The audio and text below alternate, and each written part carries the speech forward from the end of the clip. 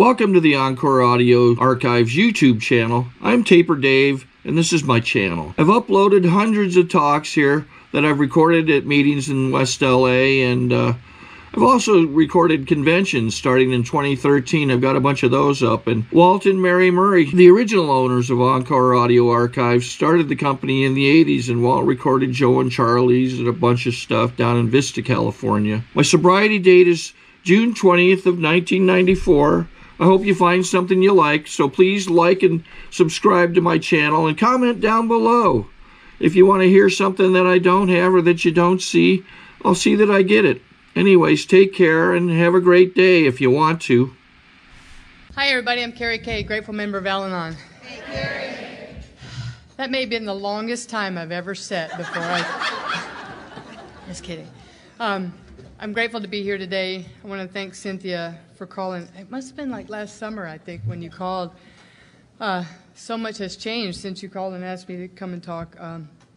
First of all, thank you for everybody who worked putting this conference together. I know how hard it is to put conventions together. I've worked as chairs and opened doors and done all the other jobs that there are to do because we Al-Anons love to work.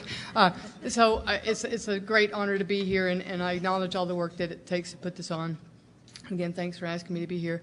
I get really nervous when I first stand up here. My knees are knocking, but you can't see it. It's a good thing. So I want to ask how many people here, if you're new in your first year of Al-Anon, could you raise your hand today? Great. Welcome. Glad you're here.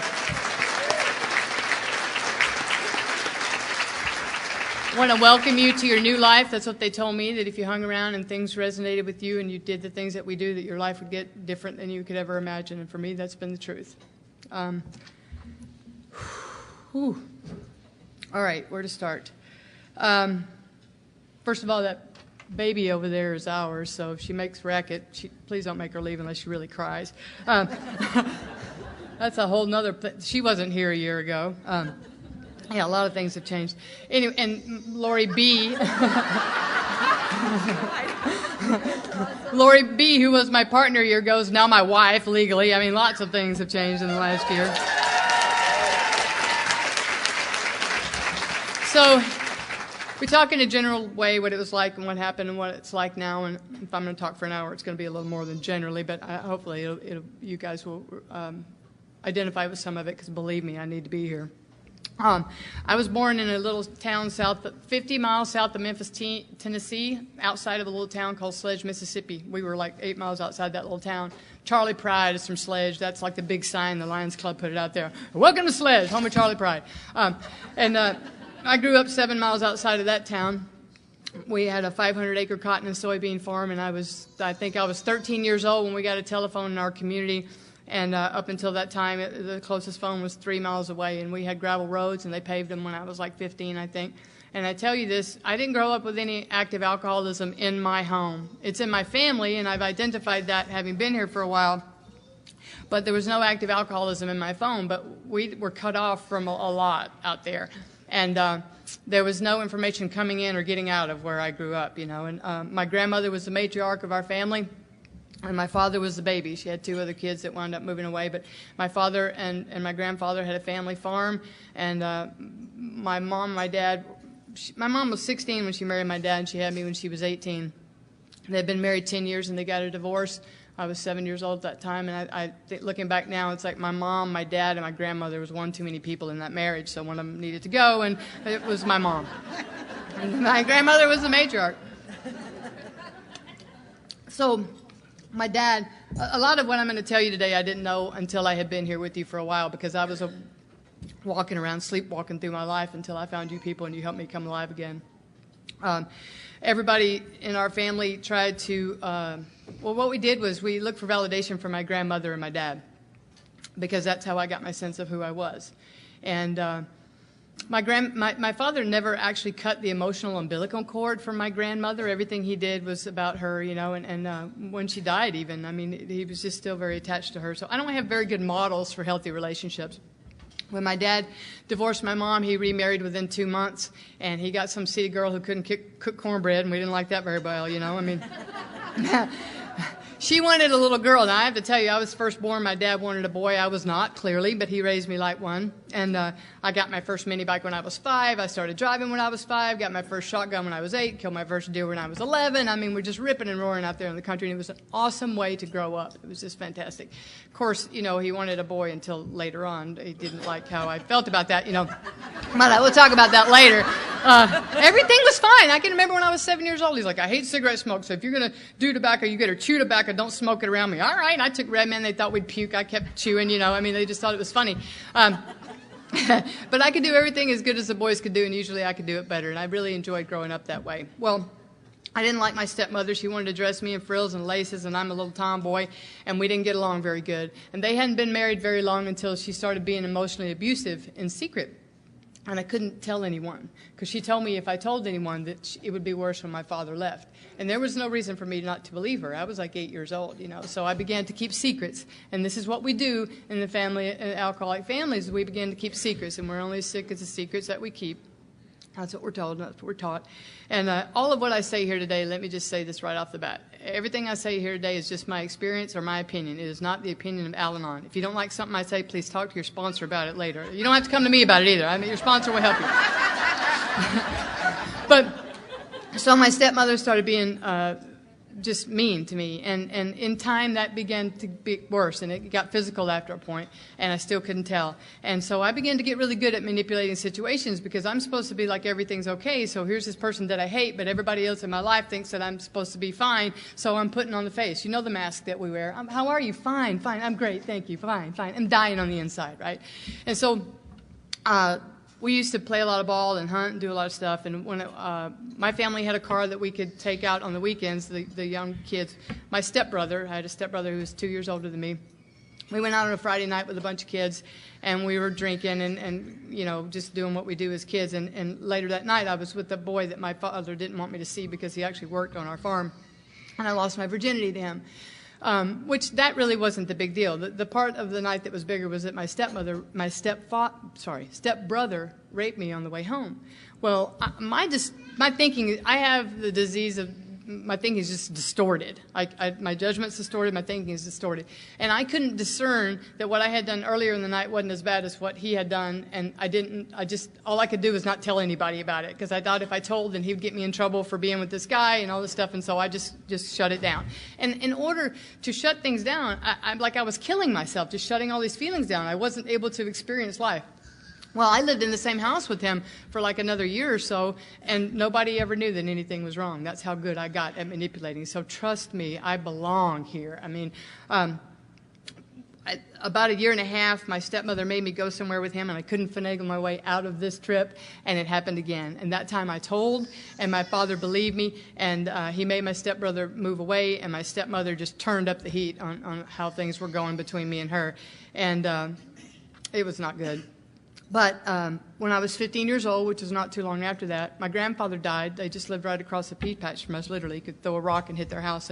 And my grandfather fell away from the breakfast table one morning, and he had an aneurysm, but we didn't know it, in his brain, and it burst, and he died.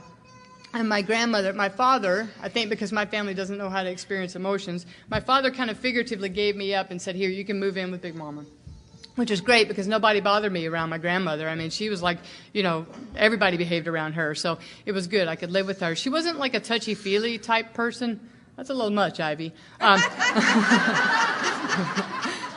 She wasn't like a touchy-feely type person, but I knew that she loved me with all her heart, you know. And that was important for me, because I was the golden child. I got straight A's in school. I was great at softball. I did everything good because I needed that validation. I was so not alive at home.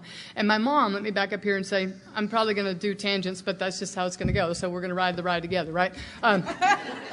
So my mom, when she left, she didn't fight my dad to try to get custody of us. And this is interesting, because the baby having come into our life, for years I thought my mom had left me. And what I realized today is that my mother loved me so much, she chose to walk away and let my dad keep us so that we could have a good life, because she was going back to live in a one-bedroom apartment with a paranoid schizophrenic mother, and my dad had means of being able to provide for me, so she chose not to fight him. And it took a long time for me to realize that she didn't leave me because she didn't want to leave me. I mean, because she didn't want me. She left me because she wanted me to have a good life. And that kind of love I couldn't even wrap my mind around until this last year. Sorry, we're going to cry, we're going to laugh. So when I was little, I got a whole pack here, babe. It's good. Thank you. When I was little, we would go up every 2 weekends and stay with my mom, and she remarried right away, and she's still married to that man today, and they had a couple kids, so I think what would happen is I couldn't, because I was so shut down, I couldn't go up to her and open up and then go home and close down again. I was just shut down all the time with my mask. And so I wasn't really very close to my mom. And later, when I got into recovery, one of the first people I called after I got out of treatment was my mother. And we have a great relationship today, but for many years, I didn't have anything to do with her at all. And I know that hurt her, but I'm making a living amends to my mom, and we have a great relationship today. Anyways, fast forward, living with my grandmother. Dad says, you better get a scholarship to college because I can't afford to pay you to go to school. I had been lucky enough to go to high school, to private high school, and I had some really great teachers who could see that I had a lot of potential. I was a very bright child. I guess I'm still pretty bright, but they could see that I was bright. And so I took the ACT. I wound up actually taking it 3 times, and I've been looking for softball scholarships. Here's the problem with the distorted thinking, okay? I wanted to go to college on a softball scholarship and be a jock because that meant something to me, right? And I didn't get one, and the scholarships that they had weren't great. So I kept taking the ACT. I took it the 3rd time, and I qualified for this scholarship at this women's college in southern Mississippi that I had been to for a little bit for something else. And I got a 4-year, fully renewable, full ride to college, and I thought that was like, oh, my God, I didn't get a softball scholarship, okay? Distorted thinking. I don't think right. The wires are on the wrong posts in my head, you know? So I went to college, and I had been at this women's college for just a minute, and then I knew something was different about me. That I realized at that point what was different about me than all the little girls that I had been growing up with, you know. And I was about, 20 minutes at school before I got in my first relationship. No, seriously, it was probably like 2 months. But I got in a relationship with a woman, and we were in a relationship for 2 years, and it was high highs and low lows. It was crazy fights, making up, it was just that dysfunctional relationship. I wouldn't have put that name to it, but that's exactly what it was. And I completely made her my higher power. I didn't know that. I just thought we were, going to school and having a good time. Well, a couple years into college, I decided I didn't want to be with her anymore, and I got with somebody else. And right before my senior year of college, my father had moved to Texas. They had stopped farming, and my stepmother and him had started team driving, driving truck cross country, and they had moved to Texas. And I called my dad, and I'm like, how's it going? He's like, well, it's okay. So in my family, I figured somebody's dying, because that's okay means you're dying, right? And sure enough, my stepmother was sick. So I went to Texas, and he was in between jobs, and he didn't have any medical insurance when they found out she had cancer. And they didn't even open her up. They just, she's got cancer, she's bad, we can't do anything for her. So he took her home to my grandmother's to Mississippi, and my grandmother took care of her while she died.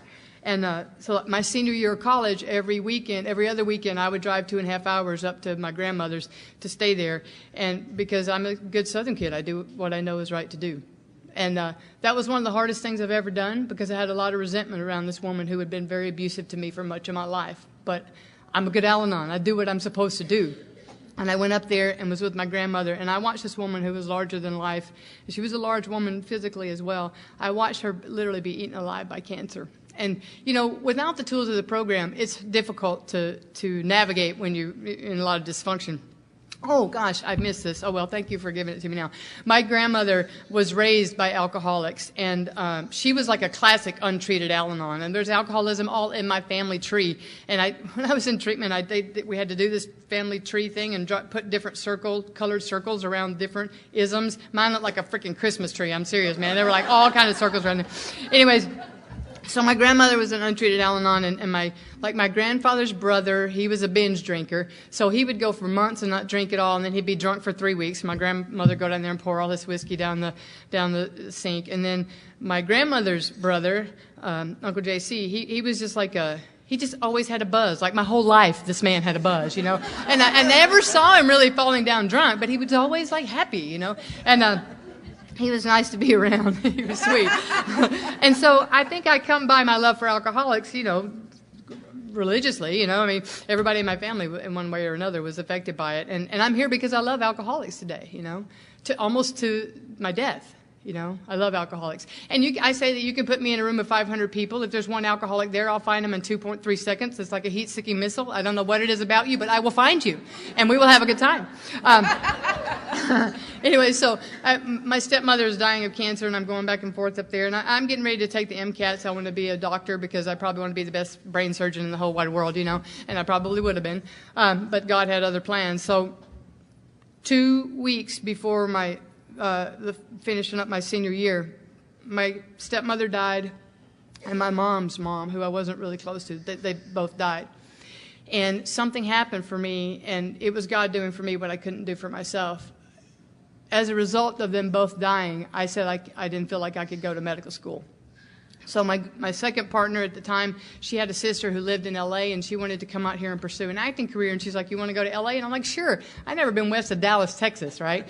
And my family thought I was crazy because, like, I used to say that I was like Beverly Hillbillies coming to L.A., but now for today's generation, I should say like Dukes of Hazzard or something because they don't know who Beverly Hillbillies are, right? So, I mean, I pack up my little brown Pentome. Here we're coming out here. Now, Mississippi has one interstate. It goes from the north of the state to the south, 2 lanes each side, all the way from Tennessee down to the Gulf of Mexico. Well, when you get in San Bernardino, it's 10 lanes one side, okay? No hunting and fishing going on out here. You know what I'm saying? Like, I was like, oh, my God. And I was talking to them last night when I arrived out here. I completely spoke in colloquialisms. My drawl was so heavy people couldn't understand me, and they would be like, what? And they would kind of rude to me, and it just hurt my little southern feelings, you know? I mean, southern people are very hospitable. They're very nice, and we're taught to be very nice and polite, and if you're not nice and polite back to us, we get a little offended by it, you know? But I'm so grateful that that happened. It was the first geographic I did in my life, and I understand now that God needed to get me that far away so that I could get some recovery. I didn't even know I needed you, but I needed to come here.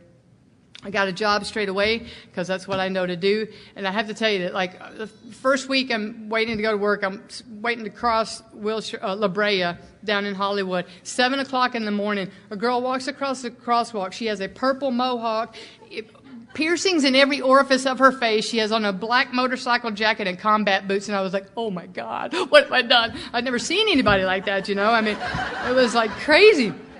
And it's so cool because, like, I love Venice Beach. Going to watch people in Venice Beach was like, I was like this for a year, you know. I mean, total culture shock. It was awesome. So what happened for me then is I like to say here is where I basically was in the same relationship for 10 years, but the faces just kept getting different. You know what I'm saying? Like, no time in between any of them. I got one on the string when I think I'm going to get rid of the other one, you know. Although I'm not technically unfaithful because you couldn't do that. You're a good little Southern girl, right? So I would come home. The girlfriend I moved out there with, I came home one day and I said, I want to date somebody else, so we're breaking up. Could you move tomorrow, please? And I mean, bludgeoning people with the truth was not something that, you know, I thought anything about. I was rude, but I didn't think so. I thought I was being straight up, you know. Distorted perception, right? Distorted thinking. So through the series of this relationships that I was in, I wound up meeting someone after a breakup. I was doing research on what my ex, you know, the lies that she had told me. You guys ever do that? You break up, now you got to find out everything you're certain they were lying to you about, you know? I was twisted. Well, first let me back up and say, when I came here, I had been growing up in Mississippi, backwoods Mississippi. They will shoot you if the thought of you being homosexual down there. We had to drive 2.5 hours to a gay bar when I was in college. I'm in L.A., okay, like Boys Town. There's a bar on every corner. They have a newspaper. They have a parade. It's okay to be who you are in L.A., and I went nuts. Because you know what? They got bars, and you know what are in bars? Alcoholics. Guess what? I love alcoholics, okay? So I was in the bars all the time, finding my candy, like a kid in a candy store. Woo, I'm out of that, you know. I had a lot of fun. And so anyways, after one of these breakups, I meet this woman who was 2 years sober in AA. And the breakup that I had just gone through was because she drank a lot and she wouldn't quit doing cocaine. I didn't mind the drinking. It was the not quitting the cocaine part that I had a problem with, you know. But so this woman that I met in AA, AAA, I don't know, you guys got a lot of acronyms out here that I'm not familiar with, you know. And so I didn't know what that meant, but they said that she didn't drink. So the first time I meet her, I thought she was a biatch, you know, and it just makes perfect sense that the next time I saw her, I fell head over heels in love with her, right? Because that's what I do. And now I'm like, we have one date and I'm married. And And then I bring the U-Haul. And speaking of U-Haul, I think we need to get a trailer to carry back all the stuff you guys left in our room. I mean, there was so much stuff. It's great. But, boy, talk about generous. I'm sorry. I told you, tangential. I can't help it. So, anyways, AA, AAA. Okay, so we start dating, and, you know, I have the disease of being the good guy. I told you this. We've been dating like 3 weeks, I guess, and she lived down in Pasadena. And down there, you have to have special parking decals for certain sides of the street, certain days, I don't know, something like that. And so I opened her glove box, and there literally were 101 parking tickets in there. She was sober. I didn't say she was sane, okay? And so I went to work and took out a loan from my credit union to pay for those parking tickets because I thought I wanted to be the good guy, you know, and show her that I was, like, good quality, you know? I mean, she could take me. And so, I mean, those are the kinds of things I did, you know. We weren't together too long. Till it got a little dysfunctional. But here's what happened. I started going to AA meetings with her. I grew up with a Southern Baptist God who had a lot of rules, who didn't like people like me, and I was going to burn in hell for eternity. And I'm sitting in AA meetings, and they're talking about 12 steps, and they're talking about a God of their understanding, and they're talking about how they have literally been raised up from the dead and have become productive members of society, and how having a relationship with this God of their understanding and doing certain steps have given them a life beyond their wildest dreams. And all of a sudden, I realized that I could breathe. Sitting in late night candlelight meetings, and like there's laughter and there's cigarette smoke and coffee and everything but the bar, you know what I mean? No booze. But it was just this God thing. I was like turned on by this, but I realized, looking back now, that was good for her. I didn't think I had a problem. So I would keep going out to AA meetings with her, and it wasn't long until we both showed up, because we're basically broken little children just looking for someone to save us, right? And it got... we began to fight verbally, and then eventually it got physically abusive. And what I can tell you is that I never hit back. I believe the universe gives me opportunities in my life today to heal from things that I've been wounded from in the past. And when I was little, I realized that if I rolled up in a ball when my stepmother started in on me, that it would end quicker if I just didn't fight back. And so that's what I did in our relationship, and I never fought back. What I can also tell you is I knew precisely which buttons to push to get a reaction from her when she wouldn't engage with me. And I might not have ever hit her physically, but I hit her a lot emotionally. I knew what to do because I was so dead inside and I was so addicted to her that I needed her attention, and negative attention was better than no attention at all. And I'm telling you, at that point in my life, I was so sick. She would walk in the room, and my palms of my hand would start sweating. It was like a drug. I needed to be with her. And it just got really insane. I can remember one time I was working in Burbank, and we had a fight, and she didn't want me to go back to work from lunch, and I went back to work anyway. And I was standing in this little, long story, I'm just working, a scientist, I'm working in a little room, not just all white walls, you know, just me and this instrument. And we've had this fight, and I go back to work, and all of a sudden I hear this sound, and I turn around, and she's like, she had run 3 miles to my work, literally run 3 miles to my work because she wasn't finished with that fight.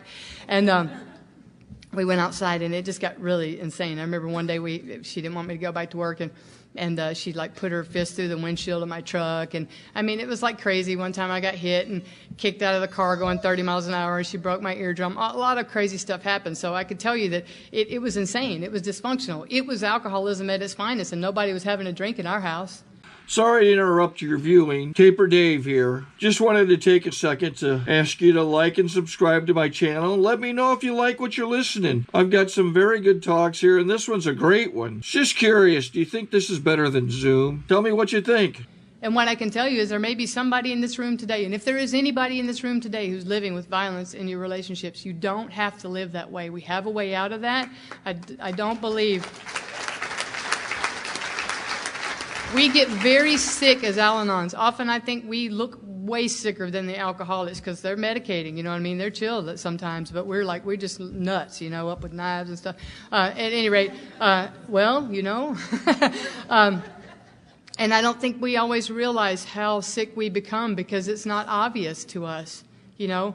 Our rooms really should be about 10 times fuller than theirs, really, if you think about it, you know. But we don't get here as quickly. We have to almost die, and I almost died.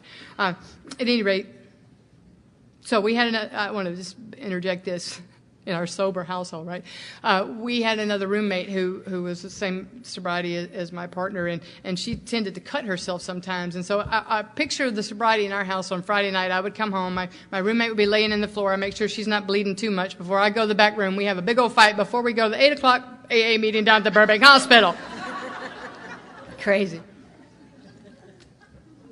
So about this time, I don't know, we've been together not that long, but I've been going to all these AA meetings with her, and it's seeping in. And I'm getting stuff by osmosis. And what I can tell you is sitting in meetings and listening to them and not working the steps is like sitting in a garage all day and thinking you're a car. Okay? You're not. And so I went home. And my father told me when I was 13 years old, I don't know why, but he sat me down and he said, Kerri, there's 3 things that you can do that I'll disown you for. Steal, love a black, or love a woman. I wish I had stolen my first sponsor and that she'd been black, but my first girlfriend and that she'd been black, but that just wasn't the truth. My first sponsor was black. That's why I messed up. But that wasn't the truth. So I go home, and I think on some level that's stuck back there because I know how my dad is. His pride will kill him. If he tells you something, he'll do it if it means he needs to cut his arm off. And so my dad had remarried right after my stepmother died, and I was so incapable of courage around my dad because I thought I needed his approval. Right before I left to come back to L.A., I told my stepmom, well, what do you think would happen if maybe Dad thought I was gay or something? I couldn't even come out and be straight about it, it was straight up, rather. Well, I could never be straight. I couldn't be direct, okay? Sorry. And so but I hadn't even gotten off the plane in L.A. My dad left I don't know, I swear to God, it seemed like 10 minutes. It's probably like a 2-minute message. He said, I don't agree with that. You're wrong. To obtain additional copies, receive a free catalog of AA and Al-Anon talks, or to find out about our tape and CD of the Month Club, call Encore Audio Archives at 1-800-878-1308 or visit our website at www.12steptapes.com. You don't exist to me anymore. He said, you just don't breathe air on the planet. You're not part of my family. Don't call me. Don't come see me. He said, I've told the whole family I don't want to have anything to do with you, and I don't want to have them... They can't speak your name in my presence. And I was devastated. And at the same time, I had been having this strange feeling that my partner was having an affair with our mutual best friend. You guys know, like, when you know things and that thing in your gut tells you the truth, but you've been hitting the override on it for so many decades, you don't really pay attention to it anymore. But I'm sitting in the meetings, I'm starting to wake up even though I'm not working steps. Finally, after a couple days, it was confirmed for me that she was indeed having an affair with our mutual best friend, and that's when I cracked. That's when I hit my emotional bottom. That's when God graced me with the moment, and I knew that if I didn't get some help, I was wind up doing something really stupid. So that other roommate that we had, she had gone through a treatment program for codependency, that C word we don't like to use here in Al-Anon, and I was fortunate enough to get into that program. It was a 21-day program, and in that time, they basically made me be realistic about everything that had happened to me in my life. They made me put words to situations. They made me use the word rape for that situation and abuse for my stepmother. And they just Southern, we're very descriptive as Southerners. I mean, to me, it was like they just pulled all my emotional guts out and laid it out on the table and made me look at all the parts. And then they said, hold your arms out. Here, take all these back. Now you need to go out there and find a 12-step program to help you find a way to live. We can't help you anymore. Aftercare is only going to last a certain amount of time. You better find some help out there. Well, prior to me going to that treatment center, my partner's sponsor had suggested that I go to an Al-Anon meeting because she saw the crazy happening with us, And so I went into an Al-Anon meeting. Now, I'd gone to probably like 50 or 60 AA meetings at this point, and they're fun. I enjoyed AA meetings. And I went in that Al-Anon meeting. It was happening at the same time the AA meeting we went to, and I went in. There were chairs that were in a circle. There were Kleenex boxes in the middle, and people were crying and talking about their feelings. And I was like, oh, my God, I don't want to be here. And so I jetted out at the break, and I said, I don't want to go there. And she said, that's okay. And I didn't go back. And I was kind of arrogant about not wanting to go. Not kind of, I was. After I got out of treatment, in treatment, they told me that my entire belief system was founded upon lies. Well, good morning to you too. What do you do with that? My entire belief system is founded upon lies. Where do I go from here? I don't know what to believe anymore, So they told me to go to Al-Anon, and that's what I did. And I went into an Al-Anon meeting in Pasadena, California. And I went in that meeting, and I've been listening in AA. And the 90 meetings, 90 days, get a sponsor, do service work, the drill. And I asked a woman to be, they said, find somebody who has something that you want and ask them to be your sponsor. Well, there was a lady in there with several years in Al-Anon, probably 4. It seemed to me like 90, you know. And she had a relationship with a recovering alcoholic, and that's what I wanted. So I asked her to be my sponsor, you know. And she said yes.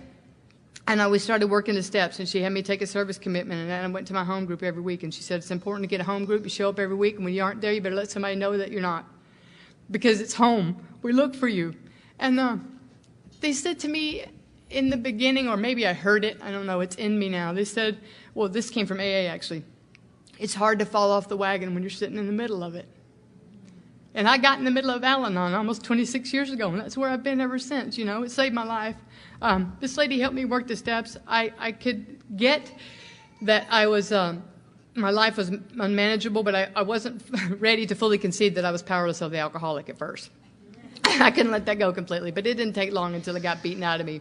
I think we were probably together, I don't know, I don't even know, maybe 2 years. It seemed like 20, but you know how the drama is, high highs, low lows. In program, a lot of that craziness was happening. And eventually, I got it that like I probably couldn't stay in that. And here's the thing I love about Al-Anon. When I got here, my life was not my choice. I had been living my life for somebody else my whole life. And my sponsor said to me, she never told me that I needed to leave. And I needed to leave. And I know she knew I needed to leave, but she didn't tell me that. She said, I don't know what you need to do. She said, I'll help you find your higher power, and your higher power will help you figure it out. And if you need to leave, you'll know. You'll know. It's your life. You will know. You people gave me a choice. I never felt like I had a choice until I came to Al-Anon. And so she said, we're just going to work the steps. And the step, you're going to find out. So I became painfully aware that I needed to leave. But you see, I'm addicted to her. Just like an alcoholic can't quit drinking, I couldn't quit her. You know, so God did for me what I couldn't do for myself, and he moved her to San Bernardino, and I still lived in Burbank, and I tried to do that drive and back and forth, and it just didn't work. Trust me, I tried. I've earned my seat here. So I've been in program 2 years. It was 1991. My grandmother was sick. My grandmother had been like my champion, because after my dad disowned me, my grandmother still, while she didn't, you know, it's their religion. She didn't approve of my lifestyle, but she loved me because I was her flesh and blood. And I would go home, and I remember when my grandmother died, God, that was so hard for me. I went to the funeral, and my dad it's been like 2 years probably since he had disowned me, and he was there, and like, oh my God, it's just stupid things that like ripped my heart. I would go to the church, I'm sitting on the pew on the opposite end of where he's sitting, I sit down, and he gets up and moves. I'm like, really, you know? I mean, God, that's the family I'm from. So we go to the funeral, and we're at the graveyard, and I thought to myself, because I've been with you people for a while now, I've been thinking about my actions and how I'm impacted by the choices that I make. And I thought, you know what, I may never see my dad again as long as I live. Well, how do I want to leave this if this is the last time I see him? And I walked up to him and I said, I love you, Daddy. And I put my arms around him and I hugged his neck, and he pulled back and he looked at me in the eye and he said, flat, when are you leaving? And I said, right now. So I walked away, and I wouldn't let him see me cry. I wasn't going to give him the satisfaction of that, you know, because I had pride still too. And so I came back to you people, and I kept working the steps, and I kept doing the deal, and I decided that I didn't know how to date. I knew how to like have an attraction. I thought if I had an attraction, I should be married to you if we should act on that, you know, and then like completely be enmeshed with you, and we live together forever. And 6 months later, when I'm ready to kill you, I wonder what went wrong, right? So I come to my sponsor one day, and I go, Stephanie, I have a plan. She goes, really, little one? Tell me your plan. And I said, well, you know, I don't know how to do this dating thing, right? So I've devised this little idea for myself. If I really like someone, I love the whole 30, 60, 90 day thing they have going on in AA. So I go, if I like someone, I won't kiss them for 30 days. And if I really dig them, I won't have sex with them for 90 days. I think she fell off her chair. I'm not sure, but because there was no way I was going to do that. And she knew it, but I wanted to try it. And she said that would be a great idea. When we broke up, she said, Kerri, what is your greatest fear? I said, my greatest fear is being alone. If I'm alone, I'll die. I believed that at that point in my life. That's how sick I was. And she said, you're going to probably have to face that fear and walk through it before you get to know who you really are. Before you get any freedom from that, you're going to have to walk through that fear. And we kept working the steps. My second step, you know, I had difficulty with my God, and Stephanie, my sponsor, she had this thing about her. I could look in her eyes, and I couldn't put a word to it because I couldn't recognize it, but it was serenity. And she told me I could use her God. So like for the first probably couple years of my recovery, I would at night, "Dear Stephanie's God, thank you for this day." And it worked, you know. And I loan my God out to people too, because if you don't have a God bigger than all your problems, I was told I got to get a new God, right? And so she helped me get rid of the ideas I had about God that were not working for me, and expand my thinking that God could really love me unconditionally, and had to write a want ad, like I would put in a newspaper for a God that I would want, you know, and lots of stuff like that. And those things helped, you know. And I did a lot of things in early recovery. Like she had me put this thing on my bathroom sticker for the longest time, on my bathroom mirror. It says, "Dear Kerri, I don't need your help today. Love God." You know. Get out of the way. So I started trying to meet people, and you know what? Water seeks its own level. I was not well. I was a pretty sick puppy. So I would meet people, get an attraction, tell them about my plan. They'd be like, "Gone." They didn't want anything to do with my plan, you know. And so I realized I needed to start changing from the inside so that the people I was attracting into my life would get different. And slowly over time that did. I eventually got in another relationship with a woman in program. We wound up moving to Boulder, Colorado in 98. We moved to Boulder, and you know, it's interesting because in Southern California, I pretty much went to mostly gay and lesbian meetings because I could. I mean, I found my people, you know, those, well, not you're my people, the Al-Anon people, but that subset of my people, okay? And I went to meetings with them all the time, and when I went to Boulder, they just had straight up Al-Anon meetings. Well, I was afraid. I had lost a lot in my life as a result of being who I really am, you know, and it was really hard for me in Boulder because I was afraid that if I went and told them who I really was, that maybe they wouldn't accept me. And you guys saved my life. And it's not like I'm in this quandary now. What am I going to do? You saved my life, but if I really am will you throw me away, you know? And God needed to heal that in me. And so I went to a meeting that I was had started going to regularly, and I signed up to do a speaker meeting. And when it was my turn to share, I didn't change the pronouns, and no one ran out of the room screaming. And afterwards, they came up and they hugged me. Well, see, I don't know. That's not been my experience. You know, people throw me away around that stuff. And so I made some awesome, awesome relationships up there. And I have discovered that God has given me everything I've needed in my life, even when I didn't know what I needed. Mostly when I didn't know what I needed. Hear the baby? So I met a man there we were so completely not alike. You know, they said we probably wouldn't mix if we hadn't met in these rooms, some of us. And he was like a right-wing conservative Christian man, really uptight. I mean, like one of us, he probably had to stick up his behind like I did, but not in that regard. But we never would have mixed. And we became great friends. And when I got ready to move to Phoenix, Arizona 13 years ago, I was talking to him, and I said, "I'm going to load my U-Haul up, and I'm going to drive it down to Phoenix in a day. And I can do it in a day. It'll take me about 12 hours, but I want to drive straight through." And he's like, "Well, let's just drive my motorcycle in the U-Haul first, pack your stuff around it, and then we'll go." And I'm like, "Well, why do you want to do that?" He's like, "Because I don't want you to go alone. I love you." And he was like my brother. He was kind of like a dad that I didn't really have. And it's difficult. It's funny because Lori's mom lives with us, and you know, sometimes you don't understand things if you haven't had them. I remember I'd been living with Lori like 6 months or something in Phoenix, and I called her. I'm like, "Your mom is irritating me." She's like, "What?" I said, "I left the house. She told me to take an umbrella. She told me to wear a jacket." I'm like, "What?" I'm like 30-something years old. I'm an adult. She's like, "Kerri, she's mothering you." And I'm like, "Oh, that's what that is. Okay." She's just being a mom. Who knew, you know? Anyways, so back to Boulder. Oh, I'm good. So I got out of that relationship, the gal that I moved to Boulder with, and I got to tell you, that was difficult because I was beginning to learn that just by myself, I'm lovable and I'm a beautiful child of God, just like we all are. I was told that the highest level we're ever going to get here is child of God, all of us. You know, no one's above anybody else here. We're all equal. And lost my place. It'll come.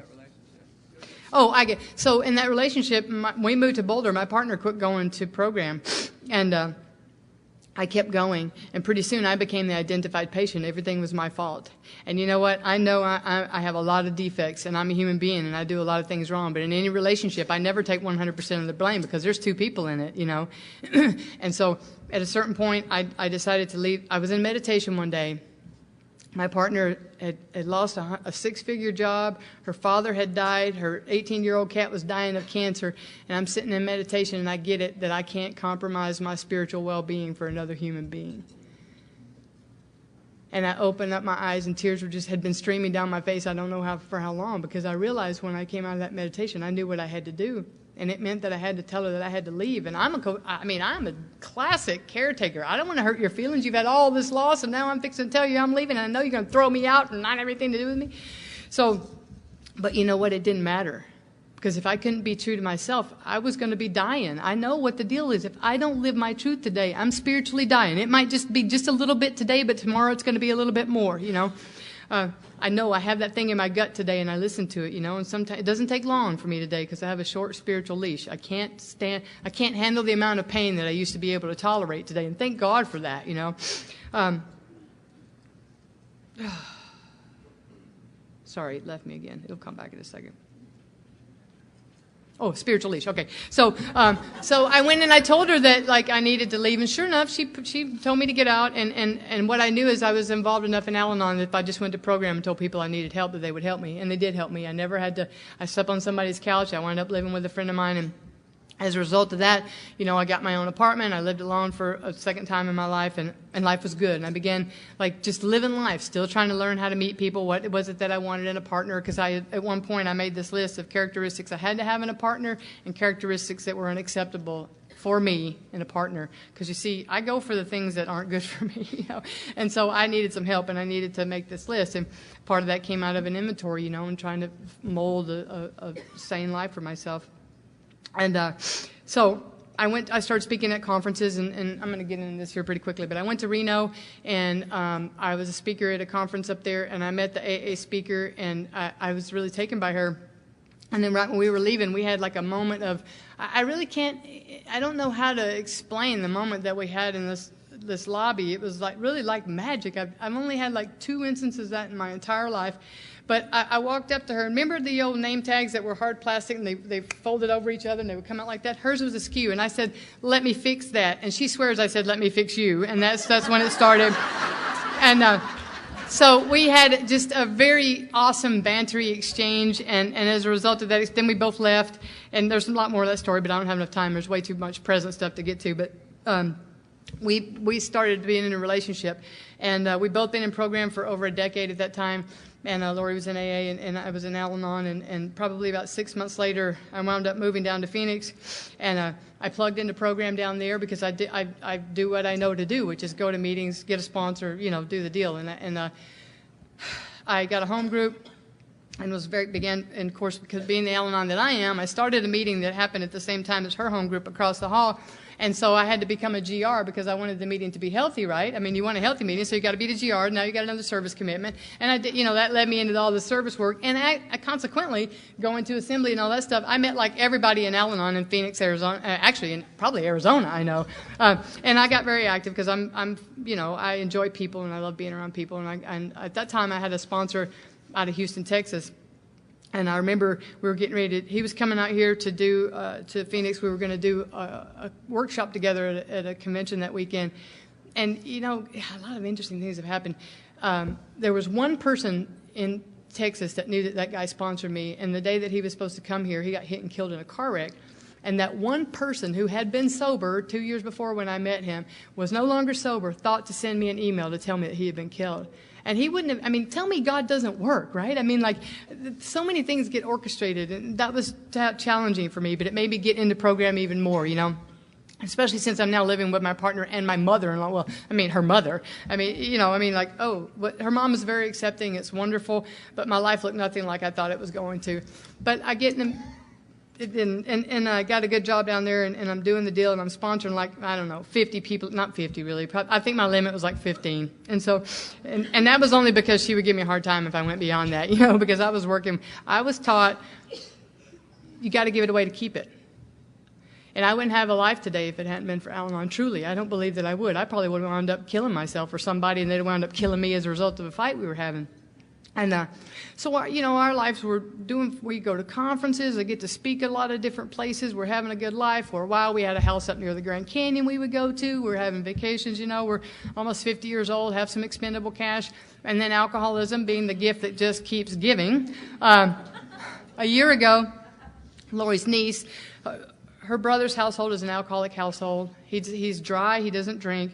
And our sister-in-law is sober, 10 years now probably?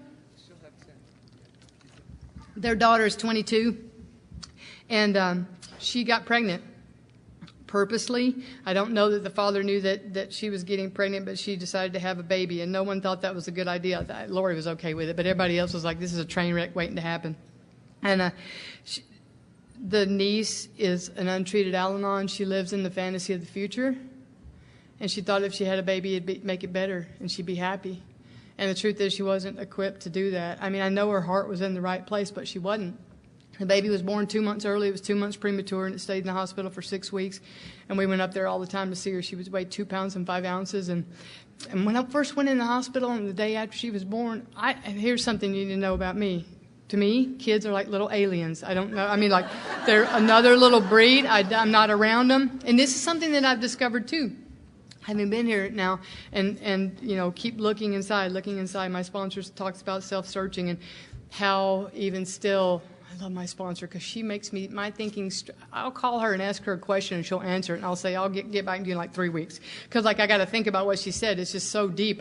She's got like 45 years, and I mean, like, she's just, And so it's a lot, but I need somebody like that who'll hold my feet to the fire and doesn't, she's like, well, I remember this. How humbling is this? I remember when I was going to turn 19. It's like 6-7 years ago or something like that. And so I said, I'm talking to her, and I'm like, I'm going to be 19. She's like, Kerri, you've been here 19 years, but you've only been here 19 years. Whoa! I mean, like, oh, I think now I've been here like 2 minutes the way you're talking about it, But it's like she's really all about anonymity, and we're all the same, and nobody, we're just all here together, trudging the road of happy destiny, And she says to me all the time, when everything is falling down around you, you go stand on your foundation. How is your foundation that you've built in the steps? How is your relationship to the God of your understanding today, Kerri? And what I can tell you today is I have a great relationship with the God of my understanding, and I must have, because the rocket ship left my house about 3 months ago, and I was on it, but I mean, I'm on this ride I don't even know anything about, So I go and I see the baby in the hospital, the little alien, right? And like tears just start streaming down my face. I've never seen a baby that small. And I'm just thinking we're going to be great aunts, In like 2 weeks' time, the baby stayed, after it's been out of the hospital for 2 weeks, it stayed at our house like 4 times already. And pretty quickly, it's obvious that she's not going to take care of this baby. And Lori comes to me and said, is it okay if we tell Sammy that we'll keep the baby until they can take it and have their own place for it? And by this time, we've had her, and I'm falling in love. Now I understand. They're not little aliens. They're just like these little bundles of joy, right? And you just fall in love with them, even if they're colicky and keep you up all hours of the night. But so she came to our house, and shortly thereafter, that's what I was going to say a minute ago, sorry. When my grandmother died, we were at the funeral home, and my brother's daughter was like 3 months old, and I was holding her, and my dad made my stepmom come and take that baby out of my arms because he didn't want me to have her. And I think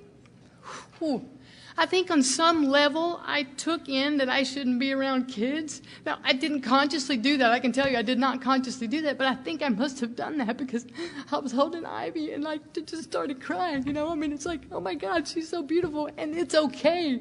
It's okay. And all the wounds that I had, I was thinking earlier, because Sarah God love you. I love you so much. And Sarah's such a light. I've been friends with her for a time now, and she was talking to me earlier about the talk we're going to give, the one we think we're going to give, and the one we actually give, right? None of those are the same, because I don't know what I'm going to say when I get up here, but, God, this baby has changed my life so much. There's so much that's healed inside of me, and I think like years ago when I used to talk, I spent a lot of time, and there was so much pain around that stuff that happened when I was young. It would hurt, when I would talk and tell my story, because for me it's kind of like standing up in front of you and unzipping my soul. I got to be genuine with you. I got to tell you, I have recovered. I don't have some of these wounds anymore. They're healed. I feel much more functional today, I'm happy today. I have a lot of love in my life, Oh, love. Okay. All right. So many things. In October, the baby's still at our house. We're in Rocky Point, Mexico for the weekend, and on Friday, Arizona changes their marriage laws. Well, that following Monday, just 3 days later, is the anniversary of our commitment ceremony. Lori and I had a commitment ceremony at our church. So we get on the phone, because I'm a good Al-Anon, and I get my preacher on the line, and I say, I know Monday's your day off, but if you could marry us on Monday, we'd have the same anniversary for our real wedding, our commitment ceremony that we did for our legal wedding. And she said she would do it, which is awesome. So we come back, now we're legally married. Oh, wait, I have to interject here. This won't make sense if I don't. A few years ago, I was hiking on the mountain, I like to hike a lot, and I'm thinking to myself, like, I'm out there and I'm working with individuals and I'm trying to become a better human and I'm trying to have a closer relationship with God and I'm being happy and I'm a productive member of society. I go to work each day and I'm happy to meet the people that I work with and I feel like I'm just contributing to life, and I'm enjoying life. And I realized that I didn't have anything to do with my dad still, and I thought, well, something's wrong with that picture a little bit, isn't it? I mean, if he's going to be a big a-hole, that's his deal, right? I don't have to be one just because he is. And so I thought, well, actually, this is more like 8 years ago. Maybe I could start sending him letters, cards. So Father's Day was coming, and I went and I got one. It just had a picture of the Grand Canyon on it, and they opened it up and said, Happy Father's Day. I couldn't be disingenuous. I couldn't get those sappy, crappy ones that say, I love you and all this stuff. I wasn't there, So I started sending him cards, and just said, thinking of you, love, Kerri, whatever. Didn't want anything in return. Oh, back up even still. When I made my amends years ago, I sent him a letter. It took me a long time to figure out my part in my resentment with my dad. And my part was that I had judged him for judging me. And so I wrote him a letter about all the wonderful things that he had done, raising me, teaching me how to shoot and play ball. And he was a really great dad in a lot of ways, And I thanked him for all those things, and I sent the letter, and the letter came back, returned to sender. And that was hard. That really was hard. My sponsor said, she's like, you tried. You'll know if there's another opportunity. You've done what you need to do for now. So just hang on. Just keep doing what you're doing. And I went to Mississippi when I made my amends, and I made my amends with my mom. And I'm in her life today in a big, much bigger way. And it's a good relationship. So fast forward then, I heard later that my father had not gotten the letter, so I resent it, and I didn't know any more about it. So now I'm sending cards and still not expecting anything. And my family's still wildly dysfunctional, and I love them. And they had told me that he didn't get the card, so I had resent the letter, Well, I'm hiking on the mountain, and nope, it's not true. Sorry, get a little scattered. Went to my mailbox on my birthday because I've been fortunate to speak a lot, and I made a lot of friends in a lot of great places, like Sarah's one of them, New Orleans, lots of different places. And it's my birthday time, and so I'm getting all these cards out, and I'm pulling this card out, and all of a sudden my brain does this very bizarre thing. The computer in my brain recognizes the handwriting, but I don't know whose it is. And my dad had sent me a card. And I open it up, and it says, Dear Snookum. That's what he called me when I was a kid. My nickname. I never stopped loving you. I love you. And I was like, I would just hit my knees in the parking lot, and call my sponsor, just blubbering mess, he wrote me, and it was great. So we started exchanging cards on holidays and stuff, and we did that for a couple years probably. And then I'm hiking again, and I think I need to quit hiking because I get ideas when I'm hiking. So I said to Lori, I came home and I said, I think I need to go see my dad. I said, all I can see is me picking up the phone one day and someone telling me my father's dead. Why wait to go see him in a casket? You know what I mean? Like, I need to go see him. She's like, you're right. And I'm like, I thought maybe she would co-sign on me, but she didn't. And so I called my dad. And 18 years after I saw him at my grandmother's funeral, I went to go see my dad a couple years ago. And I went to Mississippi at my uncle's house, and I drove like 3 hours down to see my dad, to be there by 8 a.m. But, hey, I'm not having any resentment about that, right? And so I go in, and when I was 13 years old, my father could run faster backwards than I could forwards. I mean, that's what I remembered. He was a big, this healthy man. And I'm sitting in a Cracker Barrel waiting for him to come in, and this little old shriveled up guy comes in walking with a cane. He can't even hardly pick one foot up, completely up off the floor, and he's just like this little old guy, I was like floored, and so we sat there and we talked and we had a good time, and I'm like, thanks for letting me come to see you. He goes, you mean before I died? And I go, yeah, pretty much, And we talked about football, we talked about the weather, we talked about my job. We didn't talk about anything that was off limits or be uncomfortable, And I went one more time to see him, and I was going to go a third time. And Lori and I got married in October. Here we go. But now we're back catching up again. So the day that we got married, I put a picture of our wedding certificate, or whatever they call it, license, on Facebook, and some other people put pictures on Facebook, and I was supposed to go down to see him the next month. And the day after we got married, my phone rang, and it was my dad. My dad doesn't call me. And I picked up the phone, I'm like, hey, how's it going? He's like, I'm so mad, I can't stand that Facebook. He's like, don't come see me, don't ever come see me again. And I realized that someone had showed him the pictures of us getting married on Facebook, And I got to tell you, it was like someone sticking a knife in my gut.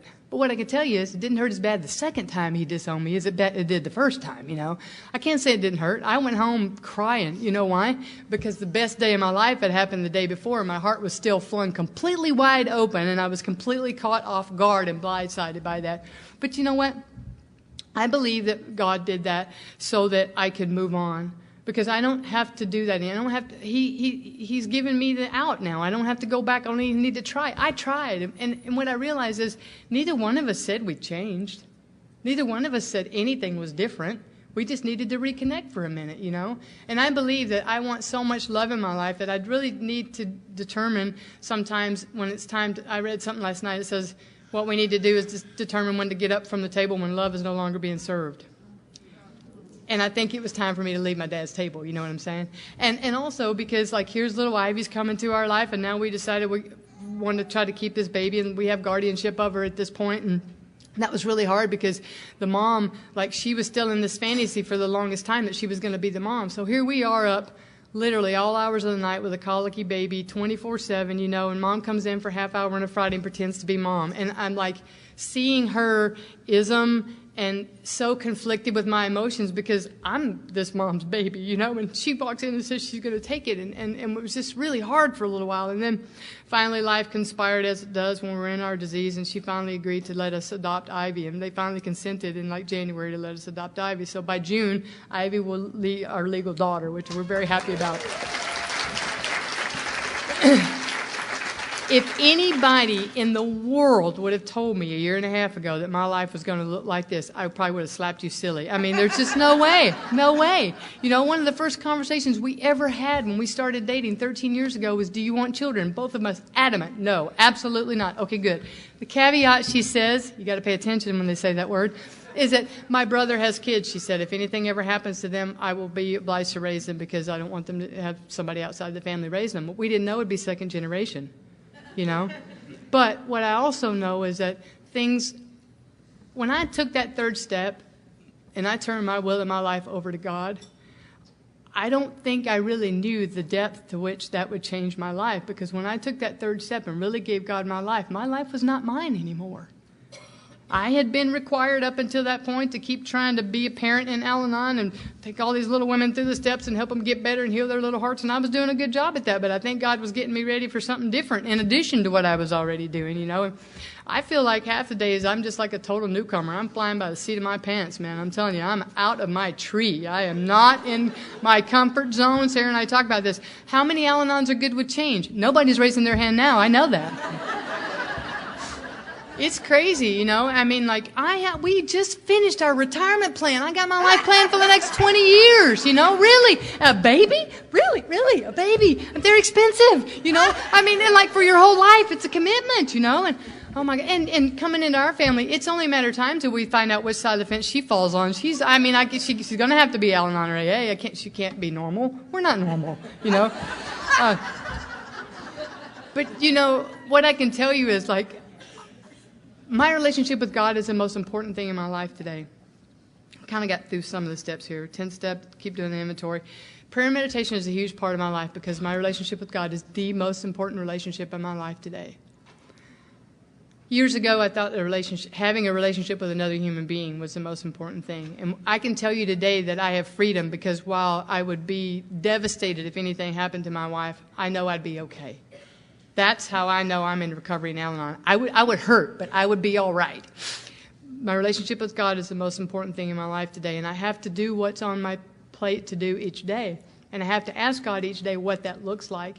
And it's kind of squirrely sometimes. You know what I'm saying? Like, really? Okay. But I do what I'm asked to do, and I try to do it with joy, you know. And I look at the love, so much love.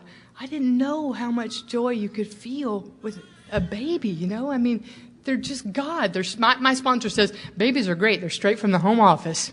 You know, I mean, like, they haven't had time to get messed up yet. You know what I mean? Like, you look in their little eyes and they're just bliss, you know. It's amazing. The last few weeks have been, I have to be honest, and the last few weeks have been kind of hard for me. I'm adjusting to a lot of change. Having a couple emotions to go along with it. Like, for 25 years, I've done 2 meetings a week, and I mean, I'm kind of rigid. If you haven't, I am. You might not notice, but I am. And I do certain things a certain way, and if I can't work out, well, you know, Sarah and I relate a lot. But so it's been hard because, like, Lori's mom could watch the baby until she got mobile, but Lori's mom is 80, and once infants start crawling, they're hard to care for, you know.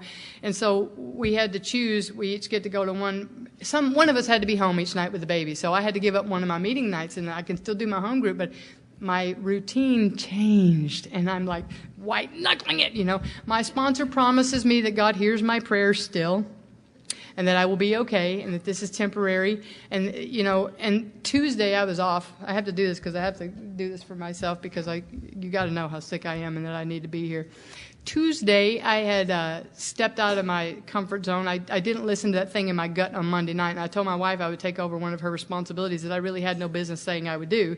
And I didn't know in the moment that I didn't. But on Tuesday, when I was like Cruella de Vil all day long at our house and being really rude, and that night, I mean, they wouldn't even talk to me anymore. I knew I'd kind of crossed the line, you know. And so on Wednesday, I apologized via email, and I don't think it was really what she was looking for, but I did own my stuff. And I realized that, like, you know what? When I came here, they said to me, Kerri, we don't know if it's going to be okay, but we know you'll be okay. You'll learn the tools to help you navigate your life. And so I did the 911 phone call on Monday morning to call my sponsor, and I don't have to do that very often. She called me right away because she knows if I do a 911, it's probably burning down the town or something, you know what I mean? And I said, I'm like, you got to talk me off the ledge. She goes, well, first of all, you're not standing on a ledge. It's probably just some hard-packed sand, you know. And I realized that, like, this isn't easy for me, you know. I don't know how to do this. There's no manual, but there is a manual. The steps, the traditions, the concepts. We have a manual. It's just, it looks different than I've ever thought it looked, you know. And now I have another human being to be careful. I'm parenting, not just babysitting. I'm raising a human being now. What kind of... We already have overdeveloped responsibility. I have a whole new set of things to learn from my mothers in Al-Anon that I didn't even know there was a universe for before. You know what I mean? Like, you're all my friends now, and I'm going to come pick your brains. But I'm so grateful to come here and be here with you. And just remember, you gave me my life. If I do the things I'm taught to do to help keep the life that I have today, it's going to get different, but I'm going to be okay no matter what, you know? I'm so grateful that you're all here, and thanks for having me. I appreciate that.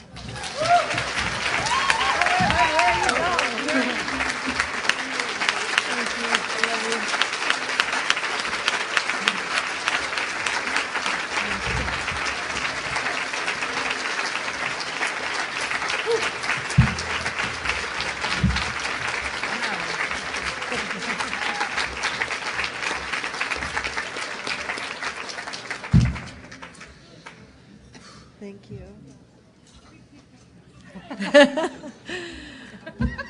See, I was not a liar today. Was she amazing?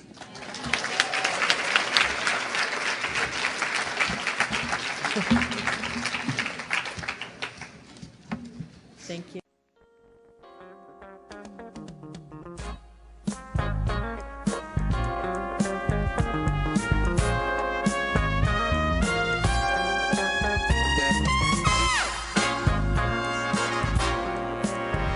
We hope you've enjoyed this recording. To obtain additional copies, receive a free catalog of AA and Al-Anon talks, or to find out about our Tape and CD of the Month Club, call Encore Audio Archives at 1-800-878-1308, or visit our website at www.12steptapes.com.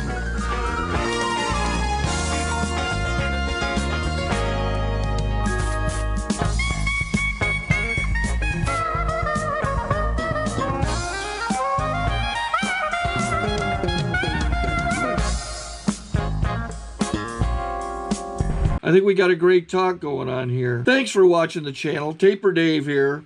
Just curious, do you think this is better than Zoom?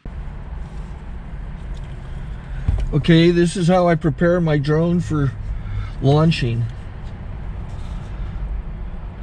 I like to do it inside the cab of my truck so I'm not standing outside in the weather. To install the joysticks for control, up and down, right and left, powered on. I have an Android phone that I use to connect it to the drone with. And it's actually controlled through the iPhone, through an app. Oops, wrong way. It's actually controlled through the iPhone, or through this Android phone, through the app. It's actually controlled through the Android phone, through an app, and you connect it through this short connection right here.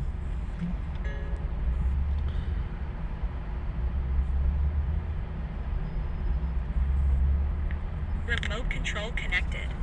Remote control's connected. So I pull out the drone. I have to extend the legs. Long legs extended first, then the short legs.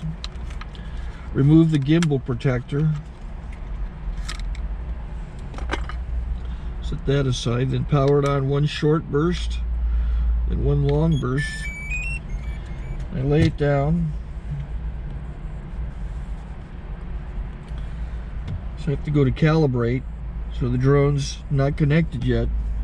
It shows you here as this drone gets disconnected, even though the remote's powered on. So the drone has to establish it's connected.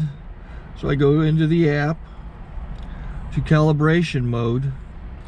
First I'll calibrate the remote controller. Start calibration. Out, in, oop, out, in, up, down, and then this little wheel is to control the gimbal. So it's calibrated. Go to gimbal calibration, start calibration, and then it calibrates